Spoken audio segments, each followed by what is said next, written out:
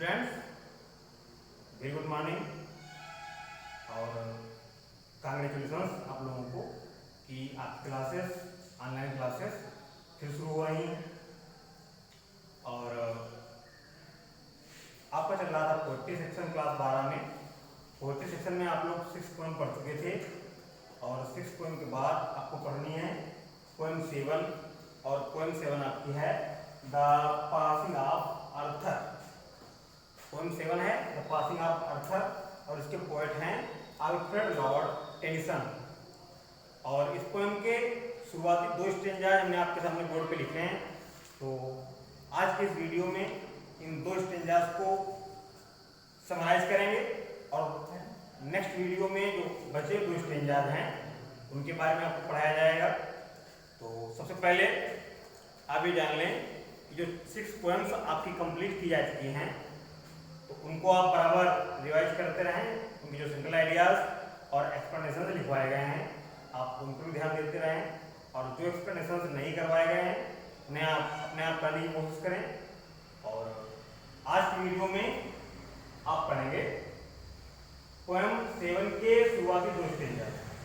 तो पोएम शुरू करने से पहले सबसे पहले तो आप ये जान लें कि पोएम की समरी क्या है और वास्तव में पोएम में क्या बताया जा रहा है। अबाउट द ऑथर यानी इसके जो पोएट हैं अल्फ्रेड लॉर्ड टेनिसन। बुक में पेज नंबर 98 पे आप बुक खोल के रख लिया करें। पोएम आपकी है द पासिंग ऑफ अर्थर और इसके पोएट हैं अल्फ्रेड लॉर्ड टेनिसन। तो इनका जन्म हुआ था 1809 में और इनकी मृत्यु हुई है 1892 में। तो आपको याद रखना है Alfred Lord Tennyson was born in 1809 and he was died on 1892। और लिखा है he was educated at a local grammar school before he entered Trinity college. तो ट्रिनिटी कॉलेज में एडमिशन लेने से पहले इन्होंने अपने ही शहर के लोकल कॉलेज में पढ़ाई की और इन्हें 1850 में पोएट लॉरेट की उपाधि प्रदान की गई थी। पोएट लॉरेट माने कवि भूषण, जैसे हिंदी में कहते हैं कवि भूषण, तो अंग्रेजी में उसी को कहते हैं पोएट लॉरेट। तो और आगे ये भी लिखा है he became the poet laureate in 1850 in succession to Wordsworth. यानी वर्ड्सवर्थ के उत्तराधिकारी के रूप में 1850 में इन्हें पोएट लॉरेट की उपाधि भी प्रदान की गई थी। तो टेनिसन के बारे में अल्फ्रेड लॉर्ड टेनिसन के बारे में हमने जाना कि इनका जन्म 1809 में हुआ था, 1892 में इनकी मृत्यु हुई और सन 1850 में इन्हें पोएट लॉरेट की उपाधि से नवाजा गया।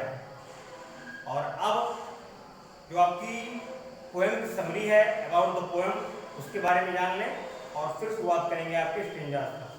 तो स्टूडेंट्स, इस पोएम में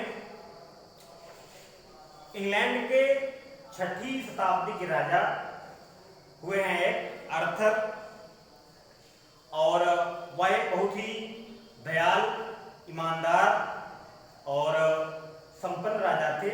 उन्होंने एक प्रणाली की स्थापना की थी, राउंड टेबल प्रणाली। और राउंड टेबल प्रणाली में इन्होंने व्यवस्था ये की थी कि किसी भी गरीब, मजदूर अथवा निम्न वर्ग के व्यक्ति का शोषण ना हो और कोई भी व्यक्ति बिना कारण के परेशान ना किया जाए, सताया ना जाए। तो राउंड टेबल प्रणाली की व्यवस्था के बाद ये बहुत ही ज्यादा फेमस हो गए थे। इनकी प्रजा ने बहुत ही प्रेम करती थी और इनका प्रभुत्व बहुत बढ़ गया था। उसी समय 6ठी शताब्दी में जो और आसपास के राजा थे उन लोगों ने षड्यंत्र के तहत किंग अर्थर को एक युद्ध में हरा दिया और किंग अर्थर के एक बहुत विश्वस्त सरदार हैं बेडेवियर। तो जब किंग अर्थर की युद्ध में पराजय हो जाती है और राउंड टेबल जो व्यवस्था इन्होंने शुरू की थी उसका अंत समय निकट आ जाता है, तो जो सरदार हैं बेडेवियर वो राउंड समाप्ति की ओर जो बढ़ रही है व्यवस्था, वो यानी जो अंत की ओर बढ़ रही है व्यवस्था, उसके अंत हो जाने के बारे में सोचकर बहुत ही दुखी हैं और किंग आर्थर को भी अपना राज्य छोड़कर वहां से भागना पड़ता है। तो जब किंग आर्थर अपनी रानियों के साथ जो है अपने राज्य को छोड़कर वहां से जा रहे हैं, निकल रहे हैं, तो विडेवियर जो सरदार है उनका विश्वस्त, उनके साथ उनका वार्तालाप हो रहा है और वो अपने सरदार को सांत्वना दे रहे हैं कि जो प्रणाली, जो व्यवस्था समाप्त हो रही है, या जो मैं राज्य हार के यहाँ से निकल रहा हूँ अर्थात मुझे जाना पड़ रहा है, तो इसको लेकर वो दुखी ना हो और ईश्वर पे भरोसा बनाए रखे, क्योंकि ईश्वर जो भी करता है वो बिल्कुल सही करता है और ईश्वर के द्वारा किया गया वो कार्य गलत नहीं होता है। तो सरदार विडेवियर राजा से प्रश्न करता है कि आपके चले जाने के बाद जो है ये सारा राज भ्रष्टाचार किया वो उसमें आ जाएगा, राज व्यवस्था चेंज हो जाएगी, बदल जाएगी और आपके बिना मैं कैसे रह पाऊंगा और पता नहीं कि आगामी समय में मैं आपको पुनः मिल पाऊंगा कि नहीं मिल पाऊंगा, आपको पुनः देख पाऊंगा कि नहीं देख पाऊंगा। किंग आर्थर अपने सरदार यानी विडेवियर को सांत्वना देते हैं कि अलगाव होने की स्थिति में वो दुखी ना हो और जो राउंड प्रणाली की व्यवस्था समाप्त हो रही है, राउंड टेबल प्रणाली की व्यवस्था समाप्त हो रही है, उसको लेकर भी वो दुखी ना हो, क्योंकि परिवर्तन प्रकृति का नियम है और परिवर्तन से ही जीवन संभव है, बिना परिवर्तन के कुछ भी संभव नहीं है। तो किंग आर्थर और उनके जो विश्वस्त सरदार हैं विडेवियर, उनके बीच की वार्तालाप हो रही है ये, और वही आपका पोएम है। और एक बात, ये पोएम एक लॉन्ग पोएम है और लॉन्ग पोएम का नाम है Morte d'Arthur. Morte d'Arthur long poem का एक छोटा सा हिस्सा है जिसमें कि किंग आर्थर और उनके सरदार विडेवियर के बीच वार्तालाप दर्शाई जा रही है। तो दोनों के बीच ये वार्तालाप के कुछ अंश हैं जो आपके सामने पोएम के रूप में उपस्थित है। तो स्टूडेंट्स, ये रही पोएम की समरी और अब stanza by stanza, word to word आपको इसकी हिंदी में समझाने की कोशिश करेंगे। तो पहला स्टेंजा बोर्ड पे आपके सामने लिखा है एंड स्लोली, एंड माने और, स्लोली माने धीरे से, आंसर्ड माने जवाब दिया, आर्थर माने राजा आर्थर ने, फ्रॉम माने से, द बार्ड माने नौका से। एंड स्लोली माने धीरे से, आंसर्ड माने जवाब दिया, आर्थर माने किंग आर्थर ने, फ्रॉम द बार्ड माने नौका से। तो नौका से यानी राजा आर्थर अपनी रानियों के साथ नौका यानी नाव पर सवार हैं और वो नाव से यानी जल मार्ग से वहां से निकलने की तैयारी कर रहे हैं। तो नौका पर लेटे हुए हैं राजा Arthur.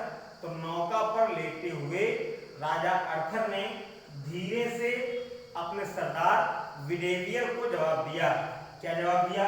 The old order, the old माने पुराने, आर्डर माने नियम, चेंजेस माने बदलते हैं, यील्डिंग माने प्रदान करने के लिए, प्लेस माने स्थान, टू न्यू माने नए नियमों को।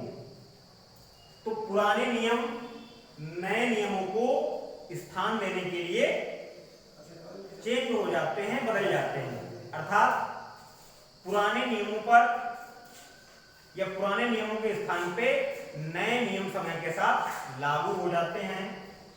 And God fulfil himself in many ways, and माने और, गॉड माने ईश्वर, फुलफिल्स माने पूरा करता है, हिमसेल्फ माने स्वयं ही, इन मैनी वेज माने कई तरीकों से। And God fulfils himself in many ways, और ईश्वर पूर्ण करता है, हिमसेल्फ माने स्वयं ही, इन मैनी वेज माने कई तरीकों से, और ईश्वर कई तरीकों से इन नियमों को पूरा करता है अर्थात संसार में लागू करता है। Lest one good custom should corrupt the world. Lest का मतलब है ताकि, या कहीं ऐसा ना हो, ताकि वन गुड कस्टम, एक अच्छी व्यवस्था या एक अच्छी रिवाज, शुड माने चाहिए या फिर कर दे, करप्ट माने भ्रष्ट, द वर्ल्ड माने संसार को, ताकि कोई एक अच्छी व्यवस्था या अच्छी प्रणाली संसार को भ्रष्ट ना कर दे। तो कहने का मतलब ये है कि नौका पर लेटे लेटे, नौका पर सवार, नौका पर अपनी रानियों के साथ सवार किंग अर्थर नौका पर ही लेटे लेटे अपने सरदार बिडेवियर को धीरे से जवाब देते हैं, the old order change yielding place to new, कि पुराने नियम, संसार के पुराने नियम समय के साथ नए नियमों को स्थान देने के लिए बदलते रहते हैं। And God fulfils himself in many ways, और ईश्वर स्वयं ही उन नियमों को विभिन्न प्रकार से लागू करता है, और ईश्वर स्वयं ही उन नियमों को विभिन्न प्रकार से लागू करता है।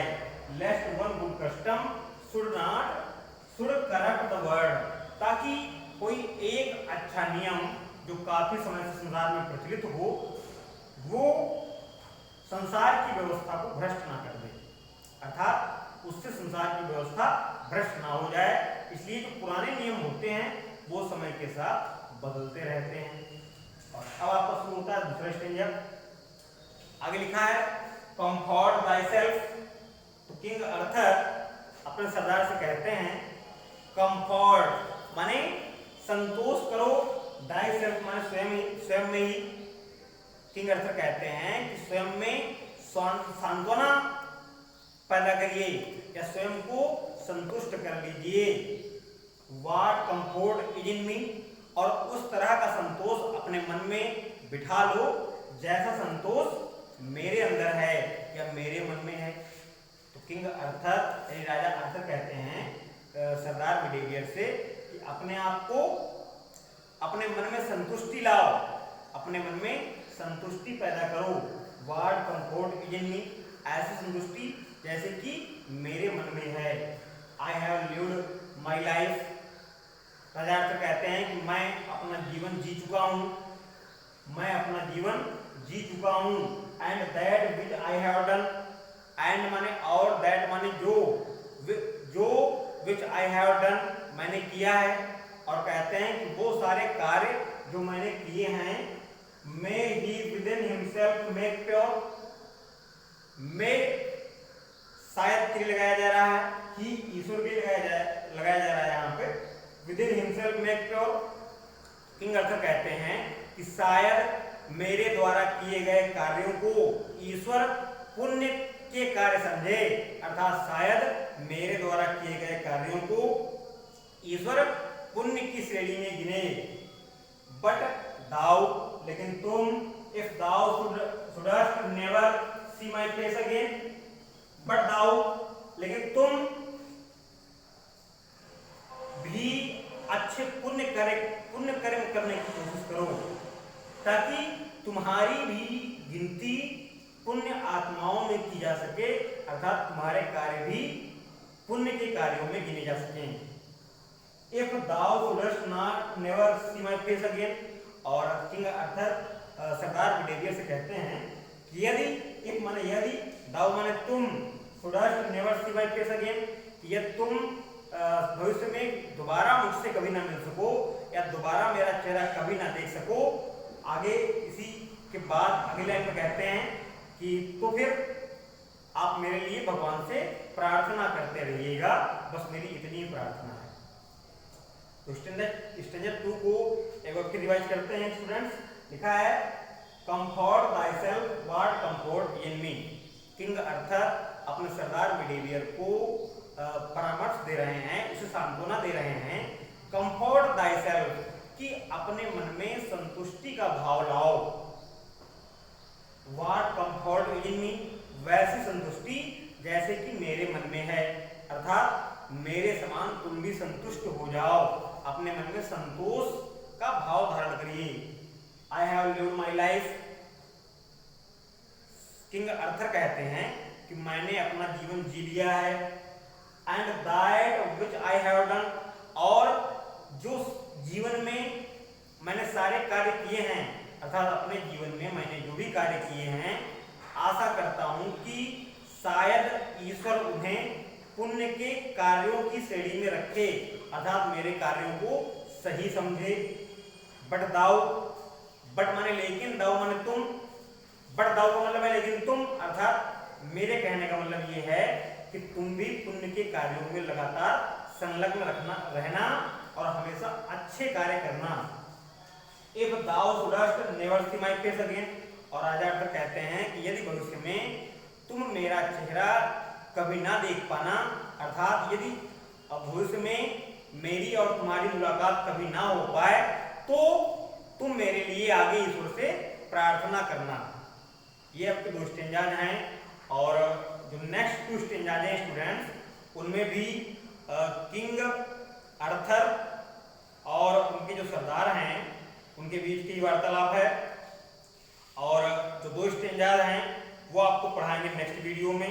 तो फिलहाल आज के वीडियो में आपके 2 स्टेंजाज हो गए हैं, और आपको बता दें कि इस पोएम में वास्तव में जो राजा अर्थर हैं वो प्रार्थना की क्या अहमियत है, यानी प्रेयर वर्शिप की क्या अहमियत है, इसके बारे में भी समझा रहे हैं अपने सरदार को। उनके कहने का मतलब है कि जब इंसान अपने आप को असहाय पाए, यानी इस स्थिति में पाए कि वो कुछ कर नहीं सकता है, अर्थात चारों ओर रास्ते बंद हों और कोई भी रास्ता उसे सूझ ना रहा हो, तो उस स्थिति में ईश्वर से प्रार्थना करना सबसे बेहतर होता है। और यहाँ पर इस कविता में किंग अर्थर अपने सरदार बिडेवियर को प्रार्थना की जो वैल्यूएशन है, जो प्रार्थना की वैल्यू है, उसकी अहमियत समझा है। आगे वो कहते हैं कि मैं आपको बता रहा हूं मोरल, कि यदि भविष्य में हमारी तुम्हारी मुलाकात ना हो पाए तो तुम मेरे लिए प्रार्थना करते रहना। और वो कहते हैं कि प्रार्थना की आवाज, जो प्रार्थना की चोट होती है वो पर्वतों तक को हिला देती है, अर्थात प्रार्थना में इतनी ताकत होती है कि उससे पर्वत तक हिल जाते हैं। और प्रार्थना के बारे में और ज्यादा बताते हुए किंग अर्थर कहते हैं कि संसार में वे लोग जो ईश्वर की प्रार्थना नहीं करते हैं, अर्थात ईश्वर की उपासना, ईश्वर की भक्ति, ईश्वर की प्रार्थना नहीं करते हैं, वो लोग भेड़ और बकरियों के समान हैं। और वे हाथ जो ईश्वर की प्रार्थना के लिए नहीं उठते हैं, वो हाथ निरर्थक हैं, व्यर्थ हैं। और स्टूडेंट, किंग अर्थर अपने सरदार से कहते हैं कि संसार में ईश्वर सर्वव्यापी है, कण-कण में ईश्वर का निवास है, और जो भी होता है ईश्वर की इच्छा के अनुसार ही होता है। बिना ईश्वर की इच्छा के संसार में कुछ होता ही नहीं है। इसलिए अपने मन से इस दर्द को, दुख को निकाल फेंको कि हमारा अलगाव हो रहा है, हम लोग एक दूसरे से अलग हो रहे हैं, या हमारी पराजय हो गई है, हमें हमारा राज्य छोड़ के जाना पड़ रहा है, या राउंड टेबल व्यवस्था समाप्त हो रही है। इन सब बातों का जो क्षोभ आपके मन में है वो निकाल दीजिए और ईश्वर से प्रार्थना करिए। ईश्वर की प्रार्थना में सबसे अधिक बल होता है। तो स्टूडेंट्स, ये रही आपकी पोएम की समरी। तो फिलहाल जो 2 स्टेंजाज हैं इनको एक बार फिर हम आपको समझाते हैं कि पहला स्टेंजा है, and slowly answered Arthur from the barge. तो नाव पर अपनी पत्नियों के साथ सवार किंग अर्थर ने अपने विश्वस्त सरदार बिडेवियर से धीरे से कहा, the old order changed yielding place to new, कि पुराने नियम नए नियमों को स्थान देने के लिए बदलते रहते हैं, अर्थात समय बढ़ने के साथ साथ पुराने नियमों के स्थान पे नए नियम लागू हो जाते हैं। And God fulfils himself in many ways, और ईश्वर उन नियमों को कई प्रकार से लागू करता है ताकि कोई एक पुरानी प्रचलित व्यवस्था संसार को भ्रष्ट ना बना दे, संसार को भ्रष्ट ना कर दे। Comfort thyself what comfort in me, king Arthur अपने सरदार को संतोष दिलाते हुए कहते हैं कि अपने मन में उस प्रकार की संतुष्टि का भाव लाओ जैसे दृष्टि मेरे मन में है। I have lived my life. और राजा अर्थर कहते हैं कि मैंने अपना जीवन जी लिया है और मैंने अपने जीवन में जो भी कार्य किए हैं, आशा करता हूं कि ईश्वर मेरे कार्यों को पुण्य की श्रेणी में रखेगा। बढ़ाओ, लेकिन मेरी तुमसे भी यही प्रार्थना है या मेरी सलाह है आपके लिए कि तुम भी जीवन में अच्छे कर्म ही करते रहना।